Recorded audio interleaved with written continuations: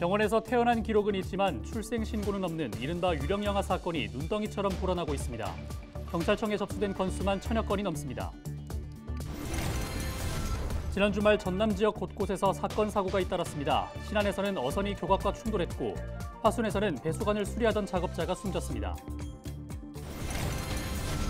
잦은 파업으로 시민들의 불편이 가중됐던 목포 시내버스 문제를 해결하기 위해 공론화위원회를 모집합니다. 각 분야 전문가와 주민대표 등이 운영 전반을 논의할 계획입니다.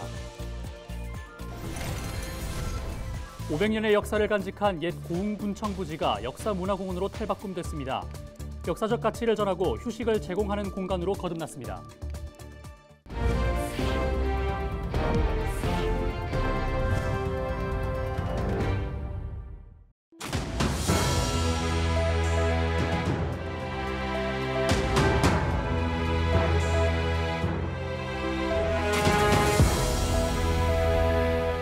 시청자 여러분 안녕하십니까? 헬로티비 전남 뉴스입니다. 목포시가 대중교통 체계를 구축하기 위해 전문가와 시민들로 구성된 공론화위원회를 모집합니다. 공론화위원회는 노선권 양도양수를 포함한 시내버스 노선 공영화, 노선 체계 개편, 준공영제나 공영제, 혼합형을 비롯한 운영체계 등 크게 3가지 안건을 논의하게 됩니다. 목포시는 오는 18일까지 교통이나 회계, 법률 등 각 분야별 전문가와 기관, 시민단체, 주민대표 17명을 공개 모집하고 시의원 3명은 시의회의 추천을 받기로 했습니다. 시민참여단 50명은 다음 달에 모집해 현장의 목소리가 반영될 수 있도록 운영할 계획입니다. 지난 주말 전남에서 발생한 사건 사고를 살펴보는 시간입니다. 신안에서는 어선이 천사대교 교각을 들이받았고 화순에서는 배수관을 보수하던 작업자가 질식해 숨졌습니다. 보도에 고정민 기자입니다. 어선 앞부분이 처참하게 찌그러졌습니다. 해경이 갑판에 올라 선체의 상태를 확인합니다. 지난 9일 새벽 4시쯤 22톤급 어선이 신안 천사대교 교각을 들이받은 겁니다. 이 사고로 인명피해는 없었지만 선박 갑판이 4m 정도 파손됐습니다. 해경은 당시 선장이 술을 마시지 않은 것으로 보고 정확한 사고 경위를 조사하고 있습니다. 전남 화순의 한 정수장 배수관로. 지난 7일 밤 8시 40분쯤 이곳에서 질식 사고가 발생했습니다. 누수관로를 수리하던 직원 3명이 호흡곤란을 일으키며 쓰러진 겁니다. 당시 119 대원들이 출동해 이들을 구조했지만 직원 3명 가운데 2명만 의식을 회복했고 나머지 1명은 결국 숨졌습니다. 구조 과정에서 119 대원 4명도 가스를 흡입해 치료를 받았습니다. 경찰은 배수관로에 물이 차오른 뒤 펌프 작업을 하면서 발생한 일산화탄소가 유입된 것으로 보고 있습니다. 신안에선 제초 작업 과정에서 70대가 숨지는 안타까운 사고도 잇따랐습니다. 8일 오후 5시 10분쯤 안태면에서 제초 작업을 하다가 웅덩이에 빠진 겁니다. 경찰은 홀로 제초 작업을 하는 과정에서 발을 헛디뎌 사고를 당한 것으로 보고 정확한 사인을 조사하고 있습니다. 헬로티비 뉴스 고정민입니다.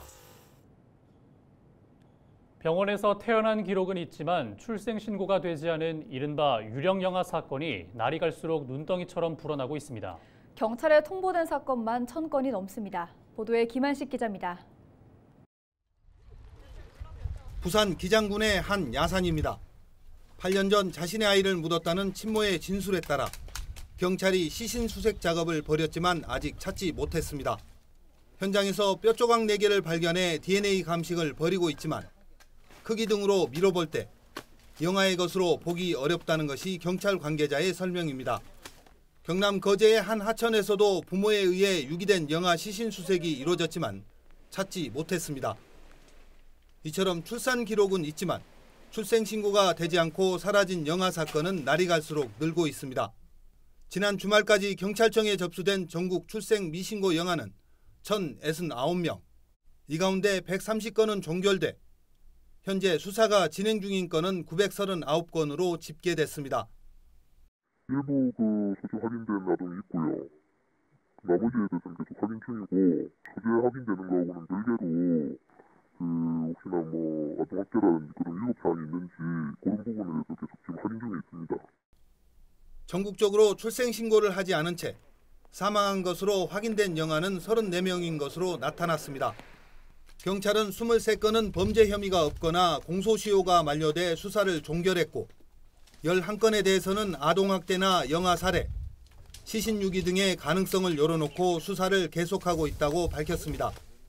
수사 중인 사건을 지역별로 보면 서울이 205건으로 가장 많았고 경기 남부 183건, 경기 북부 85건, 인천 71건 등 수도권 지역이 60% 가까이 차지했습니다. 경찰이 수사 의뢰를 받거나 협조 요청을 받은 1000여 건 가운데 여전히 생사가 파악되지 않는 영아는 모두 782명이나 됩니다.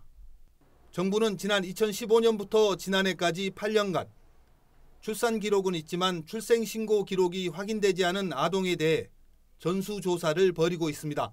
이에 따라 경찰 조사가 진행될수록 사망하거나 생사가 불분명한 이른바 유령 아동 수는 계속 늘어날 전망입니다. 헬로티비 뉴스 김한식입니다. 500년이 넘는 역사를 간직한 옛 고흥군청 부지가 최근 역사문화공원으로 새롭게 탈바꿈됐습니다. 조선시대 관청으로 쓰이던 곳이 주민들에게 역사적 가치를 전달하고 휴식을 제공하는 공간으로 거듭났습니다. 보도에 송하영 기자입니다. 옛 고흥군청 부지입니다. 4년 전 군청사 이전 이후 잊혀가던 공간이 역사문화공원으로 조성됐습니다. 조선시대 건축 양식이 남아있는 존심당은 나주 금성관과 함께 지방 관아의 건축 양식을 엿볼 수 있어 역사 자료로 큰 의미를 가지고 있습니다. 바로 옆에 흥양정은 옛 고흥 지명인 흥양에서 이름을 따 주민들을 위한 휴식 공간으로 마련됐습니다. 이번 사업이 시작된 건 지난 2019년.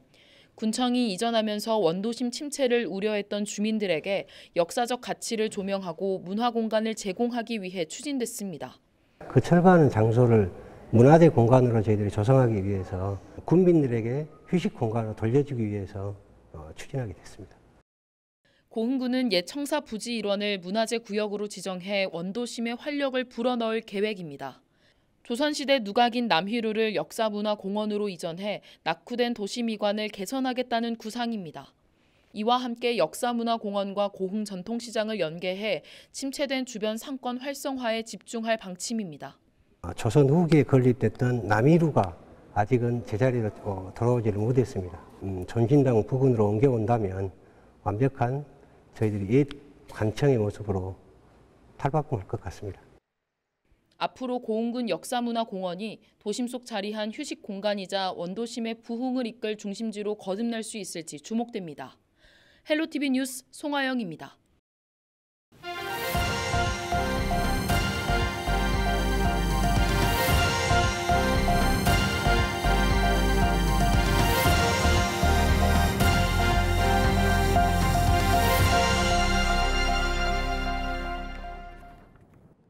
한동훈 법무부 장관이 외국인 관련 정책에 대한 현장의 의견을 청취하기 위해 전남을 찾았습니다. 한 장관은 10일 영암 대불산단에 있는 현대사무중공업에서 협력업체 관계자가 참석한 가운데 간담회를 갖고 인력 수급에 대한 현장의 이야기와 외국인 노동자가 겪는 어려움을 청취했습니다. 간담회를 마친 뒤에는 LNG 운반선 건조 현장을 둘러보고 조선업 전반에 대한 상황을 전해 들었습니다. 한 장관은 11일 전남도청에서 김용록 전남지사를 만나 지역 특화 비자 등 지역 기반의 출입국 정책에 대해 협의할 계획입니다. 조선업은 대한민국 경제의 과거이자 현재이자 미래입니다. 조선업이 당면한 여러 가지 과제 중에서 지금 인력 문제가 굉장히 수급이 심한 문제가 있지 않습니까? 정책적인 방향을 정확하게 잡기 위해서는 현장의 목소리를 듣는 게 중요하기 때문에 가장 중요한 조선소 중에 하나인 사무중공업을 방문하게 되었습니다. 법무부가 외국인 근로자의 비자 제도를 개선하면서 전남 조선업계 인력난이 해소될 것으로 기대됩니다. 그동안 비전문 취업비자 외국인 근로자는 4년 10개월 동안의 국내 체류 기간이 지나면 무조건 본국으로 출국한 이후 다시 국내에 재입국해야 했습니다. 재입국까지 소요되는 기간이 2개월 이상 걸려 기업 입장에서는 장기간 근로공백이 발생하는 어려움이 이어져 왔습니다.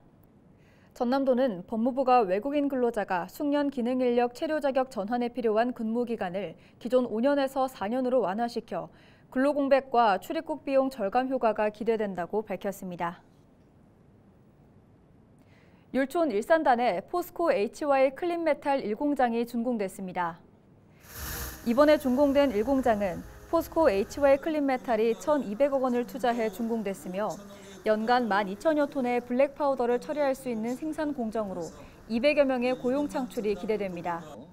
블랙 파우더는 폐전지 스크랩을 파쇄해 분말 형태로 만든 가루로 포스코 HY 클린메탈은 2차 전지 소재의 필수 원료를 재생산해 연간 1,000억 원의 매출을 올릴 계획이라고 밝혔습니다. 또한 이번 1공장 준공을 시작으로 2공장, 3공장 증설을 추진할 방침이라고 설명했습니다. 롯데 첨단소재 사내하청지회가 사측이 자회사 전환으로 불법 파견을 은폐하고 있다며 직접 고용을 촉구했습니다.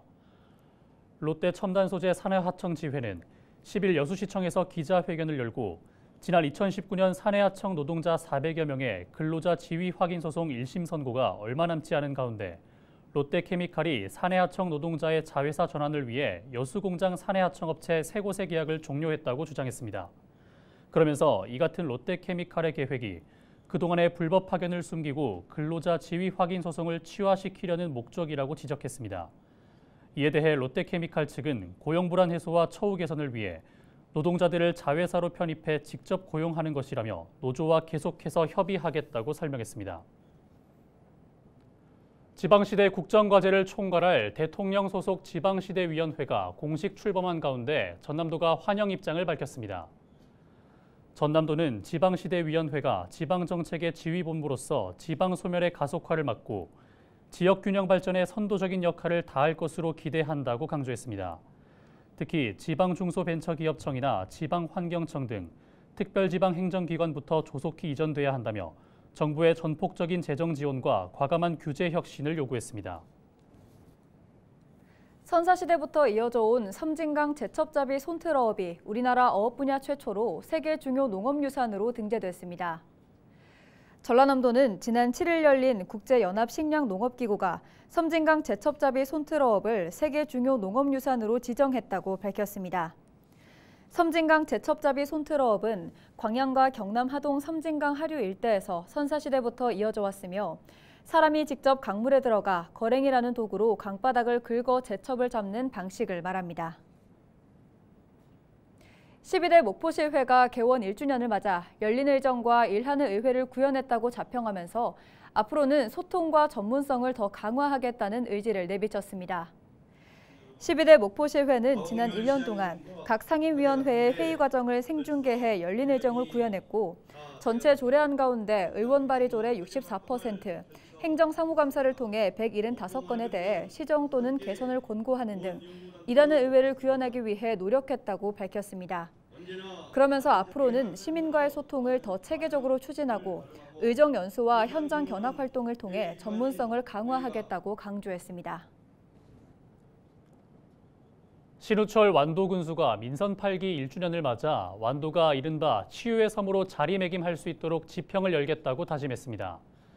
신 군수는 완도문화예술의 전당에서 정책 토크 콘서트를 열고 해양 치유와 바이오 산업의 추진 상황, 기대 효과를 설명한 뒤 해양 관광 도시로 도약하기 위한 다양한 대응 방안을 소개했습니다.